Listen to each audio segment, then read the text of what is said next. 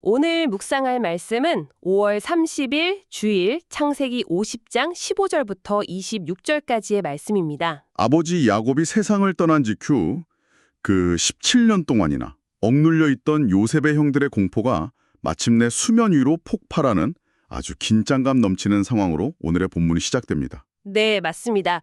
오늘 본문은 단순히 고대 인물들의 가족 드라마나 훈훈한 화해 서사로만 읽고 넘어가기에는 너무나도 거대하고 깊은 영적 진리들을 담고 있죠.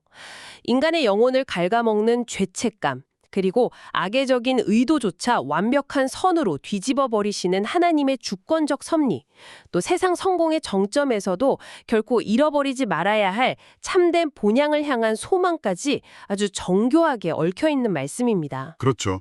그래서 본격적인 묵상에 앞서 청취자 여러분이 전체적인 그림을 먼저 그리실 수 있도록 오늘 본문의 흐름을 크게 4가지 단락으로 좀 나누어 짚어보면 좋겠습니다. 네. 아주 좋은 접근입니다. 어떻게 나눌 수 있을까요? 첫 번째 단락은 15절부터 17절 전반부까지인데요.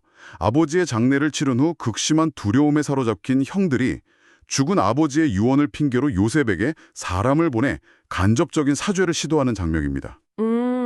형들의 불안과 죄책감이 적나라하게 드러나는 부분이죠. 그럼 두 번째 단락은요? 두 번째는 17절 하반절에서 18절까지입니다. 형들의 얄팍하고 절박한 전가를 받은 요셉이 눈물을 흘리고 급기야 형들이 직접 요셉의 발 앞에 엎드려 스스로 종이 되겠다고 선언하며 상황이 극적으로 전개되는 흐름입니다. 형들이 자발적으로 엎드리는 그 장면 정말 상징적입니다. 그리고 세 번째가 바로 본문의 하이라이트라고 할 수 있겠네요. 맞습니다. 19절부터 21절까지 이어지는 세 번째 단락에서는 요셉이 내가 하나님을 대신하리이까 라는 위대한 신안 고백을 하죠. 형들의 두려움을 덮어버리는 주권적 섭리에 대한 선언과 그들의 자녀들까지 책임지겠다는 완전한 용서가 담겨 있습니다. 네, 그리고 마지막 네 번째 단락은 22절부터 26절까지입니다. 이집트에서 110세를 향유하며 모든 부귀 영화를 누린 요셉이 죽음을 맞이하면서 자신의 뼈를 약속의 땅으로 메고 올라가라고 후손들에게 엄숙히 맹세시키는 웅장한 결론부죠. 네, 이렇게 4가지 흐름을 머릿속에 담아두고 첫 번째 묵상 포인트부터 깊이 들어가 보겠습니다. 형들의 그 끝나지 않은 두려움과 죄책감에 대한 이야기인데요. 사실 저는 말씀을 묵상하면서 인간적으로 참 이해가 안 가는 부분이 있었습니다. 어떤 부분이 그렇게 느껴지셨나요? 형들이 이집트로 이주한 뒤에 무려 17년 동안이나 요셉의 극진한 돌봄을 받으면서 같은 하늘 아래서 살았잖아요. 그런데 왜 아버지가 눈을 감자마자 이제 요셉이 우리에게 복수할지도 모른다며 덜덜 떨고 있는 걸까요? 17년이라는 세월이 흘렀고 그동안 요셉이 보여준 선의가 있었는데 말이죠.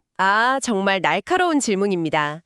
그게 바로 죄책감이 인간의 영혼을 어떻게 파괴하는지 보여주는 무서운 증거라고 할 수 있습니다. 17년이라는 시간 동안 이집트의 최고급 대우를 받으며 호의호식했지만 형들의 내면은 단 하루도 편안한 적이 없었던 거죠. 오늘 본문에 등장하는 고대 히브리어 원어를 분석해보면 이들의 심리 상태가 아주 소름 돋게 묘사되어 있습니다. 원어예요? 어떤 단어가 쓰였길래 그런가요? 형들이 예사나 요셉의 미움, 요셉이 자신들을 미워할 것이라고 두려워할 때 쓰인 단어가 사탐입니다. 이게 그냥 싫다, 믿다 정도의 단순한 감정이 아니거든요. 아주 깊은 원한을 품고 겉으로는 웃으면서 속으로는 언제 복수할지 치밀하게 기회를 노리는 그런 끔찍하고 집요한 적대감을 뜻합니다. 사탐. 그러니까 과거에 형들이 어린 요셉을 시기에서 구덩이에 던져버렸을 때 느꼈던 그 미움과는 결이 다른 거군요. 네, 그때 쓰인 단순한 미움은 싸네라는 단어였습니다. 그런데 지금 형들은 자신들이 과거에 저지른 짓이 워낙 악독하니까 당연히 요셉도 그 싸네보다 훨씬 파괴적인 사탐의 칼을 갈고 있을 거라고 지레짐작한 거죠. 즉 자기들 내면의 거대한 죄책감을 요셉에게 그대로 투사하고 있는 겁니다. 정말 무서운 통찰이네요. 내가 지은 죄가 너무 크니까 타인의 호의조차 17년 내내 의심할 수밖에 없는 상태. 그게 바로 지옥이군요. 맞습니다. 그래서 두려움에 먹혀버린 형들은 차마 요셉의 얼굴을 직접 보지도 못합니다. 사람을 보내서 죽은 아버지의 이름을 팔죠. 아버지가 돌아가시기 전에 널더러 형들의 악과 죄를 용서하라고 하셨다. 이렇게 간접적으로 메시지를 전합니다. 도덕적이고 심리적인 압박을 가해서 어떻게든 살아남아 보려는 절박한 몸부림입니다. 스스로 자신들이 행한 과거의 일을 모든 악, 히브리어로 라아라고 규정하면서 자신들의 죄성을 인정할 수밖에 없는 처절한 한계를 보여주죠. 그렇게 얄팍하지만 절박한 전가를 전해듣고 요셉은 결국 눈물을 터뜨립니다. 성경 전체를 통틀어 요셉이 흘린 9번째이자 마지막 눈물이라고 기록되어 있는데요. 이 눈물의 의미가 참 깊게 다가옵니다. 배신감이나 서운함도 있었겠지만 그보다는 훨씬 깊은 긍휼과 애통함이 아니었을까요? 네, 과거의 상처와 억울함에서 완전히 해방된 자유인이었습니다. 하지만 형들은 여전히 과거라는 감옥에 스스로를 가두고 두려움의 노예로 살아가고 있었잖아요. 권력의 정점에 선 요셉이 보기에 나이 든 형들이 아직도 죄책감에 짓눌려 벌벌 떠는 그 모습이 얼마나 안타깝고 비참해 보였겠습니까? 그 병든 영혼들을 향한 깊은 연민의 눈물이었던 거죠. 그리고 이어지는 18절의 장면이 정말 서사적인 아이러니의 극치를 보여줍니다. 형들이 급기야 요셉을 직접 찾아와서 그 발 앞에 납작 엎드립니다. 그러고는 우리는 당신의 종입니다. 이렇게 선언하죠. 아, 그 장면이요? 과거의 형들은 요셉이 꾼 꿈, 즉 형들의 단이 자기에게 절하는 그 꿈을 비웃고 조롱하며 요셉을 죽이려고 했잖아요. 네, 맞습니다. 그 꿈이 이루어지는 걸 막아보겠다고 동생을 노예로 팔아넘긴 거였죠. 그런데 지금 다른 누구도 아닌 자신들의 그 두려움과 죄책감에 쫓긴 나머지 스스로 요셉의 발 앞에 엎드려서 그 예언적 꿈을 자발적으로 완성시키고 있는 겁니다. 악을 감추기 위해 저지른 행동이 결국 그들이 가장 피하고 싶었던 결과를 스스로 만들어낸 셈이죠. 이 절묘한 상황에서 요셉이 내놓는 대답이 바로 오늘 본문을 단순한 복수국에서 거대한 신학적 섭리의 서사로 뒤바꿔버립니다. 요셉이 엎드린 형들을 향해 이렇게 묻죠. 두려워하지 마소서, 내가 하나님을 대신하리이까. 와, 제국의 2인자가 내뱉기에는 너무나도 겸손하고 파격적인 선언입니다. 복수와 심판의 권한이 자신에게 없다는 것, 오직 하나님께만 속해 있다는 것을 철저히 인정하는 고백이니까요. 그렇죠. 여기서 두 번째 묵상 포인트인 주권적 섭리의 개념이 본격적으로 등장합니다. 요셉은 단순히 형들을 복수하지 않고 살려주는 차원을 넘어섭니다. 그가 겪었던 그 끔찍한 고난의 시간들을 완전히 새로운 영적 관점으로 재해석해냅니다. 본문 20절의 그 위대한 고백이죠. 당신들은 나를 해하려 하였으나 하나님은 그것을 선으로 바꾸사 오늘과 같이 많은 백성의 생명을 구원하게 하시려 하셨나니. 이 부분에서 정말 중요한 단어가 바로 계획하다, 의도하다라는 뜻의 히브리어 하샤부입니다. 성경 원어는 이 단어를 통해 아주 극적인 대조를 보여주는데요. 형들은 요셉을 파괴하려고 치밀하게 악을 하샤부했지만 우리 하나님은 그 악독한 의도마저도 완전히 뒤엎어버리시고 수많은 사람의 생명을 기근에서 구원하시기 위해 선을 하샤부하셨다는 겁니다. 정말 놀라운 통찰입니다. 저는 이 말씀을 묵상할 때마다 하나님의 섭리가 마치 거대한 직물, 즉 테피스트리 같다는 생각을 합니다. 직물 공예의 뒷면을 보면 어떨까요? 형들의 질투, 살해, 요셉이 겪어야 했던 노예 생활, 보디발 안의 거짓말과 억울한 감옥 생활 같은 온갖 지저분하고 엉클어진 실타래들이 복잡하게 얽혀 있습니다. 고통과 혼돈 그 자체죠. 네, 우리의 눈에는 그 혼란스러운 뒷면만 보일 때가 많죠. 맞습니다. 그런데 지금 요셉은 그 직물의 앞면을 뒤집어서 형들에게 그리고 우리에게 보여주고 있는 겁니다.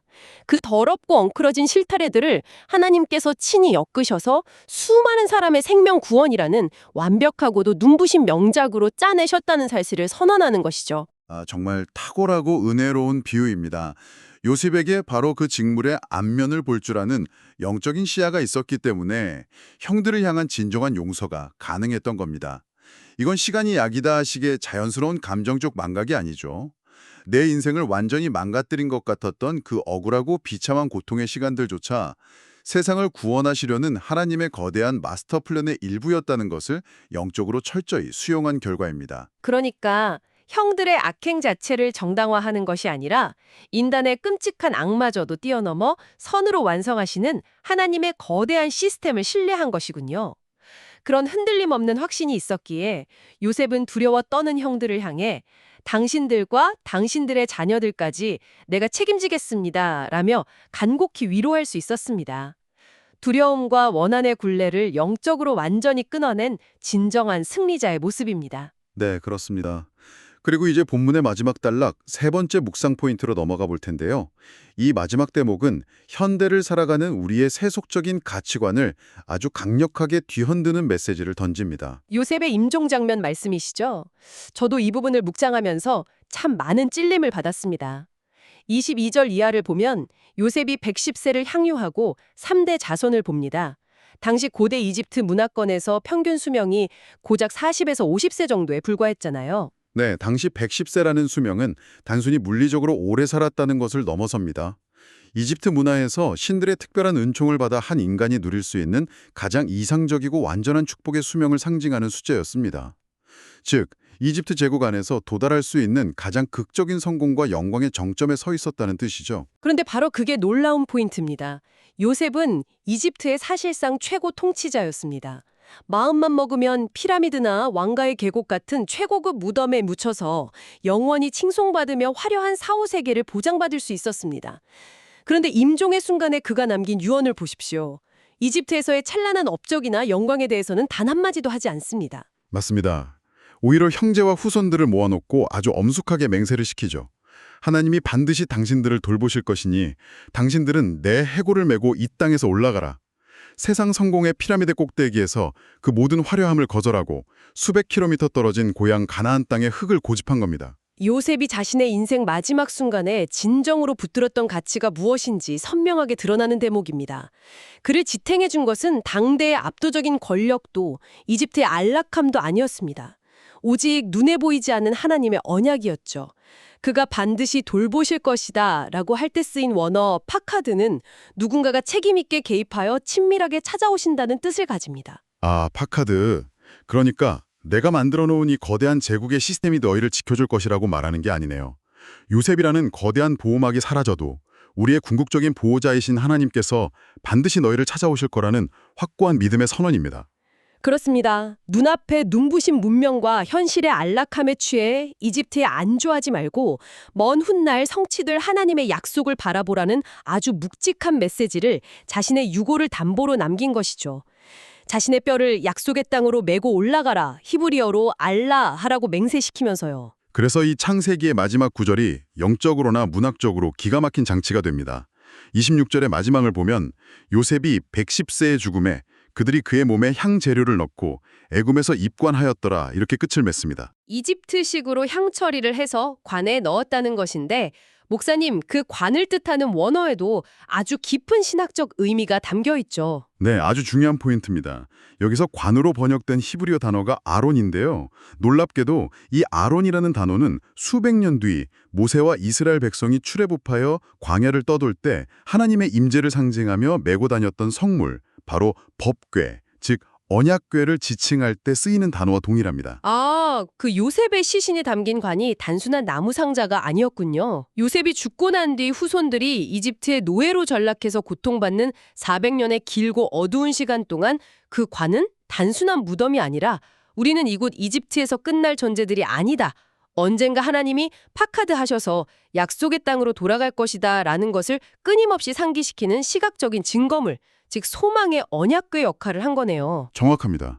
절망과 폭압이 지배하는 이집트 한복판에서 그 아론은 다가올 거대한 해방의 날을 예고하는 침묵의 예언자였던 셈입니다. 애굽에서 라는 단어로 창세기가 툭 하고 끝나는 것 같지만 마치 거대한 구원 역사의 다음 장을 예고하는 한 편의 장엄한 서사시에 첫 막이 내리는 것과 같습니다.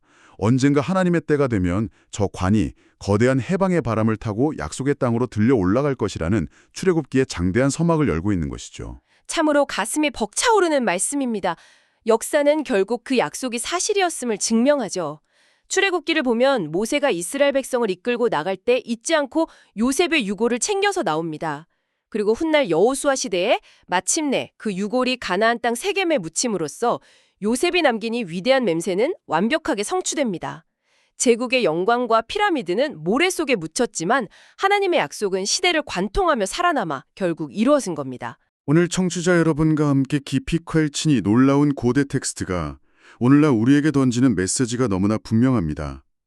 과거의 상처와 죄책감이라는 지옥에서 우리를 건져내는 하나님의 섭리적 용서, 그리고 인간의 최악의 의도마저도 테피스트리의 뒷면처럼 활용하셔서 거대한 구원의 명작으로 엮어내시는 그 보이지 않는 손길을 우리는 신뢰해야 합니다. 네, 그리고 무엇보다 세상이 말하는 이집트의 화려한 성공에 우리의 마음을 빼앗기지 않고 영원한 본향이요 약속의 땅인 하나님의 나라에 우리 인생의 닻을 내리는 참된 소망을 품어야겠습니다. 성도 여러분, 오늘 여러분의 삶 속에도 마치 이집트 한가운데 덩그러니 놓인 굳게 닫힌 관처럼 도무지 돌파구가 보이지 않고 끝난 것만 같은 절망적인 상황이 있으신가요? 오랜 시간 나를 괴롭혀온 억울함이나 혹은 여전히 나를 떨게 만드는 내면의 두려움에 갇혀 계시지는 않습니까? 요셉의 뼈가 400년이라는 캄캄한 침묵의 시간을 뚫고 마침내 약속의 땅에 도착했던 그 끈질긴 섭리의 여정을 기억하시기 바랍니다. 지금 여러분이 겪고 있는 그 어둡고 납득할 수 없는 순간들조차, 엉클어진 실타래 같은 그 갈등들조차도 결국은 하나님의 거대한 직물 위에서 가장 빛나는 선을 짜내기 위한 과정임을 굳게 믿으시기 바랍니다. 저희를 둘러싼 모든 갈등과 미움의 끝에 궁극적인 평안의 땅이 기다리고 있다는 것을 묵상하는 오늘 하루가 되기를 간절히 소망합니다. 자비로우신 하나님 아버지, 참으로 헤아릴 수 없는 주님의 깊은 섭리와 은혜 앞에 엎드립니다. 우리의 눈에는 당장 엉클어진 실타래처럼 보이는 고난과 상처의 시간들조차 마침내 완전한 구원의 명작으로 엮어내시는 주님의 손기름을 믿게 하여 주시옵소서. 과거의 죄책감과 두려움이라는 감옥에서 우리를 온전히 해방시켜 주시고 요셉과 같이 원수마저도 주님의 섭리 안에서 품어내며 축복하는 넉넉한 믿음을 허락하여 주시옵소서. 눈앞에 보이는 세상의 화려한 이집트에 안주하지 않게 하시고 비록 지금 당장은 척박해 보일지라도 영원한 약속의 땅을 바라보며 믿음의 순례길을 묵묵히 걸어가는 저희 모두가 되게 하여 주시옵소서. 절망과 어둠 속에 있는 자들에게 찾아오셔서 위로의 언약궤가 되어 주실 줄 믿사오며 우리의 참된 소망이 되시는 예수님의 이름으로 기도합니다. 아멘.